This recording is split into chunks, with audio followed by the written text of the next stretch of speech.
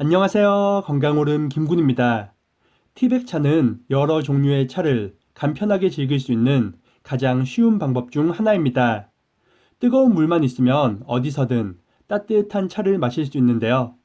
하지만 이런 차도 어떻게 마시느냐에 따라 우리 건강을 크게 위협할 수 있습니다. 오늘은 혈관 건강을 지키기 위해 티백차를 마실 때 꼭 주의할 점과 가장 건강하게 마시는 방법도 알아보겠습니다.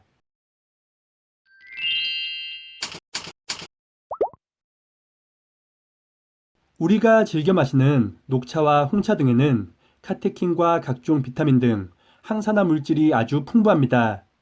때문에 하루에 두세 잔의 차를 즐기는 것은 몸과 마음 건강에 큰 도움을 주는데요. 하지만 티백차를 마실 때 뜨거운 물에 2분 이상 우리지 않는 것이 좋습니다. 티백차를 2분 이상 우릴 경우 티백에서 나오는 중금속의 양이 크게 증가하기 때문입니다. 식품의약품안전처의 실험에 따르면 녹차와 홍차 등 티백차를 2분 이상 뜨거운 물에 우릴 경우 찬물에 우러나오는 카드뮴과 비소 등의 함량이 최대 70%까지 증가하였다고 밝혔습니다. 티백차에 함유된 중금속의 양은 매우 적은 양이지만 지속적으로 섭취할 경우 건강에 악영향을 줄 수 있습니다. 티백에서 검출된 카드뮴과 비소 등의 중금속은 몸속에 침투하게 되면 땀이나 소변 등을 통해 상당수 배출됩니다. 하지만 일부는 뼈나 간, 혈관 등에 남아 건강을 크게 위협할 수 있습니다. 특히 해독 능력이나 면역력이 떨어지는 중장년층의 경우 이런 행동이 장시간 반복되면 그 위험성은 더욱 높아지는데요. 중금속 성분은 혈관을 타고 돌아다니면서 혈관을 상하게 하고 그로 인해 혈관에 염증을 유발할 수 있기 때문입니다. 그리고 많은 전문가들은 임신부의 경우 조산과 기형아 출산 위험이 커지고 태아의 신경 발달 저해를 초래할 수 있으니 각별히 주의가 필요하다고 말합니다.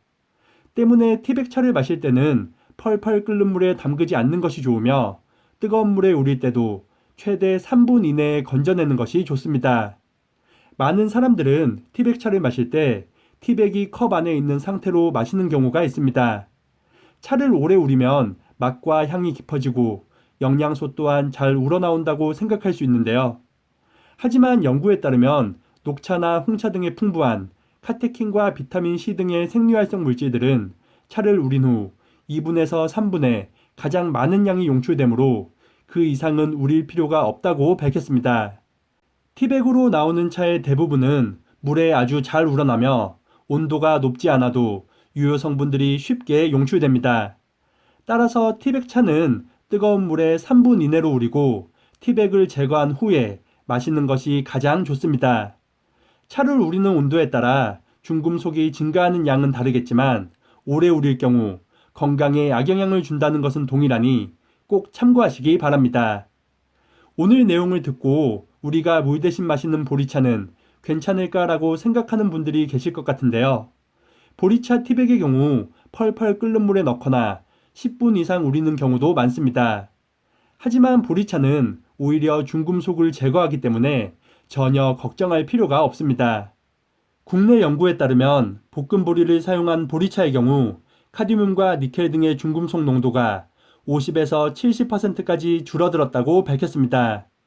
이는 보리를 볶는 과정에서 생성되는 탄소 성분이 중금속을 빨아들이기 때문입니다. 보리차와 옥수수차 등 볶은 곡물차의 경우 이와 같은 장점들이 있으니 자주 드시는 것도 좋겠습니다. 오늘은 티백차를 마실 때 꼭 주의할 점과 안전하게 마시는 방법도 알아봤습니다. 매일 마시는 차를 더 현명하게 드시고 건강을 지키시기 바랍니다. 녹차와 홍차 등이 풍부한 카테킨 성분은 과섭취 시 간에 부담을 줄 수 있으니 하루 3잔 이하로 드시는 것이 좋겠습니다. 영상이 유익하셨다면 구독과 좋아요 그리고 댓글도 많이 부탁드립니다. 이 영상을 소중한 분들과도 공유하셔서 모두가 건강하시길 바라겠습니다. 오늘 하루도 건강하세요.